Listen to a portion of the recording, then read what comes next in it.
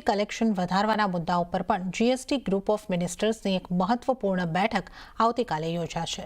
સૂત્રોના જણાવ્યા અનુસાર કલેક્શન વધારવા માટે રેલવે કાર્ગો સિસ્ટમ અને કસ્ટમ વેરહાઉસમાં સુધારો કરવાના સૂચનો આપવામાં આવી શકે છે, જેથી રાજ્યોની જીએસટી શોર્ટફોલ સામે નિરાકરણ મળી શકે.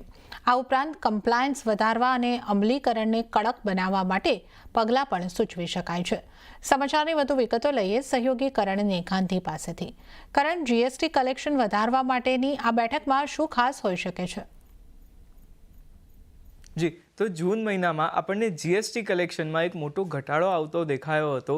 જો ફિગર્સની વાત કરીએ તો મે મહિનામાં જ્યારે જીએસટી કલેક્શન 2.01 લાખ કરોડ હતું, જ્યારે જૂન મહિનામાં આ કલેક્શન જીએસટી કલેક્શન ઘટીને 1.85 લાખ કરોડ રૂપિયા થઈ ગયું હતું. હવે આ જે શોર્ટફોલ આવ્યો છે, જે ડિક્લાઇન આવ્યો છે, તેના માટે આવતીકાલે જીએસટી કાઉન્સિલની જે એક બેઠક છે ગ્રુપ ઓફ મિનિસ્ટરની, તે મળવા જઈ રહી છે, જેમાં તેઓ એ ચર્ચા કરશે કે આ જે શોર્ટફોલ છે તેનું કારણ શું છે અને આ શોર્ટફોલને ભરવા માટે ફરી જીએસટી કલેક્શન વધારવા માટે કયા કયા ઉપાય કરી શકાય છે.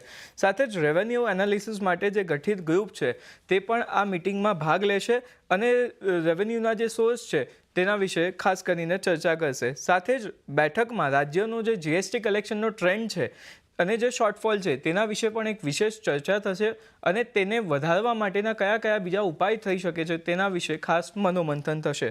ઉપરાંત રેલવે કાર્ગો સિસ્ટમ સુધારવા માટેના ઉપાયોની ચર્ચા પણ આ બેઠકમાં કરવામાં આવી શકે છે.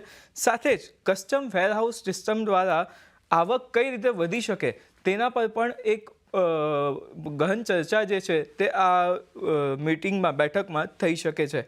સાથે જ એન્ટી ઇવેઝન ઉપાય એટલે કે જે ઇલીગલી ટેક્સ ઓછો ભરવામાં આવે છે કે કોઈ ઘોટાળો કરવામાં આવતો હોય તેને કઈ રીતે અટકાવવો, સાથે જ કમ્પ્લાયન્સ અને એનું જે એન્ફોર્સમેન્ટ છે તે કઈ રીતે સુધારવું, એટલે કે કાર્યપદ્ધતિઓ કઈ રીતે સુધારવી, તેના પર પણ આ બેઠકમાં એક ખૂબ જ મહત્ત્વની ચર્ચા થવાની છે.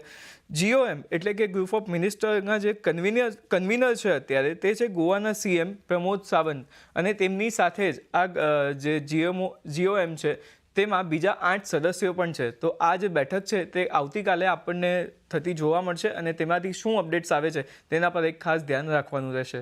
જી કરણ.